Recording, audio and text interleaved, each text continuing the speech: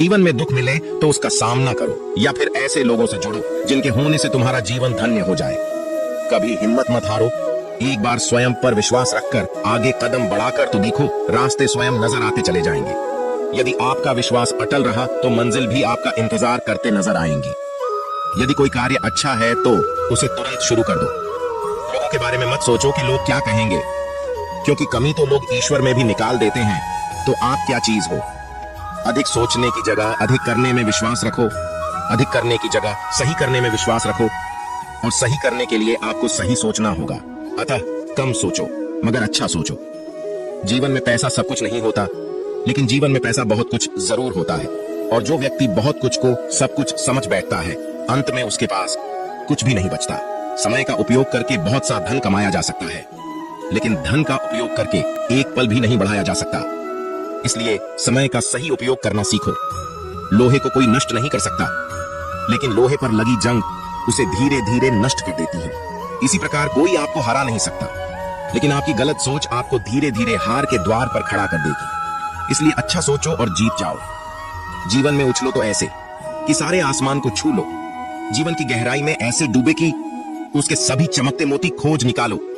फैलो तो ऐसे कि पूरी कायनात में समा जाओ, और सिकुड़ो तो ऐसे कि हर किसी के दिल में समा जाओ। अच्छा सोचोगे तो अच्छा वापस आएगा, बुरा सोचोगे तो बुरा वापस आएगा। मीठा बोलोगे तो मीठे ही बोल, दूसरों से सुनोगे, कड़वा बोलोगे तो खरी खोटी ही सुनोगे, क्योंकि हम जो देते हैं वही हमें वापस मिलता है। एक निश्चित लक्ष्य को लेकर सही राह पर चलना जीवन यात्रा कहलाता है, और बिना लक्ष्य को लिए हुए किसी भी रास्ते पर चलना जीवन का भटकाव कहलाता है। इसलिए कम से कम एक लक्ष्य आपके पास हमेशा होना चाहिए। श्री कृष्ण कहते हैं, किसी भी कार्य में जल्दबाजी मत करो। जल्दीबाजी आपको भटकाव की ओर ले जाएगी। भटकने से अच्छा है कि थोड़ा रुको, समझो और फिर चलो। आपका दिमाग एक भट्टी की तरह है जो हर समय आपकी आनंद विचारों की ऊर्जा से गर्म रहता है। अब यह आप पर निर्भर करता है कि आप इस ऊर्जा का उपयोग किस तरह करते हो। लोग कहते हैं कि हमेशा व्यस्त रहो। अच्छी बात है, लेकिन व्यस्त रहना ही काफी नहीं है। महत्वपूर्ण यह है कि आप कब और किस कार्य में व्यस्त हो। यदि आप चाहते हो कि लोग आपको पहचाने तो अधिक से अधिक लोगों से अपनी पहचान बढ़ाओ। यदि आप चाहते हो कि लोग आपकी बात माने तो लोगों के दिलों में जगह बनाओ। और यदि आप चाहते हो कि लोग आपको हमेशा याद रखें तो कलम उठाओ और कुछ नए विचार लोगों को दो।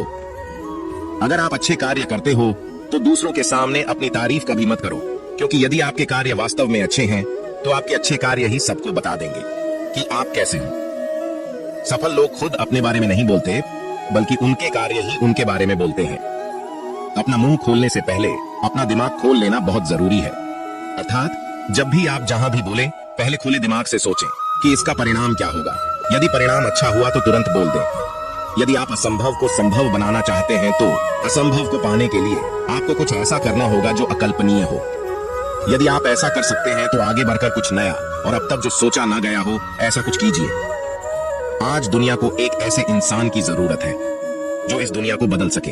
आप भी ऐसा कर सकते हैं। यदि आप खुद को इस योग्य नहीं समझते हैं तो जरा सोचिए, अगर आप नहीं तो कौन?